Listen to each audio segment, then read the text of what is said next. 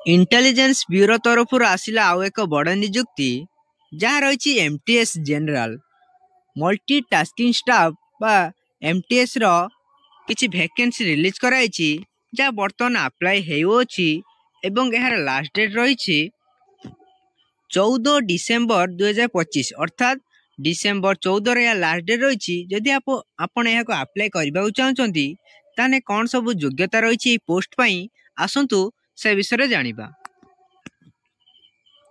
MTS post पाई आपण मानकर बयस जदि 18 वर्ष रु 25 वर्ष मध्य होइथिबो ताले आपण एहाको अप्लाई करि परिबे। ता सहित जदि आपण ओबीसी कैटेगरी होइथिबे ताले आपणको 3 वर्ष रे एज रिलैक्सेशन मिलिबो। एससी एसटी होइथिबे जदि 5 वर्ष रे एज रिलैक्सेशन मिलिबो ताले आपण एहाको अप्लाई करि परिबे। ता सहित आपण जदि मैट्रिक पास करथिबे ताहले मध्य एहाको अप्लाई करि परिबे। एथिरे टोटल 362 पोस्ट रही अछि। आम भुवनेश्वर जोन रे यूआर पिला मानक पई 3टी पोस्ट रही एवं एसटी पिला पई 3टी पोस्ट रही एवं ईडब्ल्यूएस पिला पई गोटे पोस्ट रही। आम भुवनेश्वर जोन रे 7टी पोस्ट मोट रही। याको अप्लाई कर सारा परे आपणकर एग्जाम हबो। एग्जाम दुईटी माध्यम रे हबो। गोटे रही टियर 1 एवं अन्यटी रही टियर 2। टियर 1 रे आपणकर जनरल अवेयरनेस 40टा क्वेश्चन 40 मार्क एवं मैथ रे 20टा क्वेश्चन 20 मार्क एवं रीजनिंग रे 20टा क्वेश्चन 20 मार्क ता सहित इंग्लिश लैंग्वेज रे 20टा क्वेश्चन 20 मार्क टोटल मार्क 100टा क्वेश्चन 100 मार्क गोटे घंटा समय मिलिबो। एटा टियर 1। से परे टियर 2 रे इंग्लिश लैंग्वेज एंड तार कंप्रेशन जानिथिबे जेमि basic of English language vocabulary correct grammar यही सब पढ़ियो 50टा क्वेश्चन 50 मार्क ये मध्य गोटे घंटार समय मिलिबो। एही पोस्ट पई कोनसी फिजिकल मैंडेटरी नाही। ता सहित जानि रखंतु आपणकर एग्जाम सेंटर आम ओडिसा रे ही हबो। देखंतु आम ओडिसा रे एही 6टी जगह रे एग्जाम आपण चूज करि परिबे बा सेंटर चूज करि परिबे।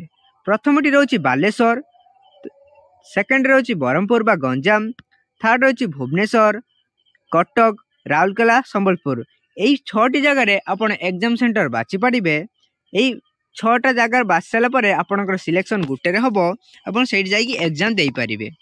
एग्जाम देई साला परे आपणकर डॉक्यूमेंट वेरिफिकेशन हबो।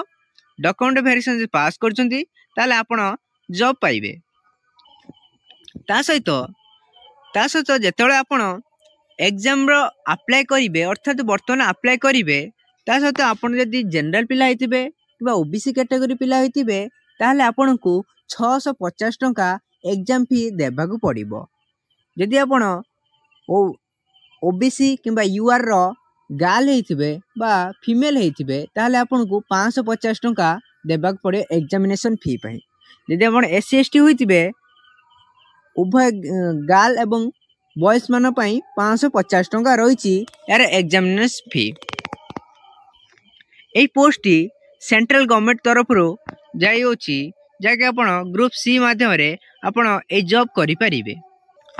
मु आउ थरे कहि रखुची यहाँ बर्तमान अप्लाई हेउची अर्थात 22/11/2025 रे आरंभ अप्लाई हेउची एवं यार लास्ट डेट रही 14/12/2025 अर्थात डिसेम्बर 14 तारिख रही यार लास्ट डेट। या मध्य रे आपण अप्लाई करि परिबे।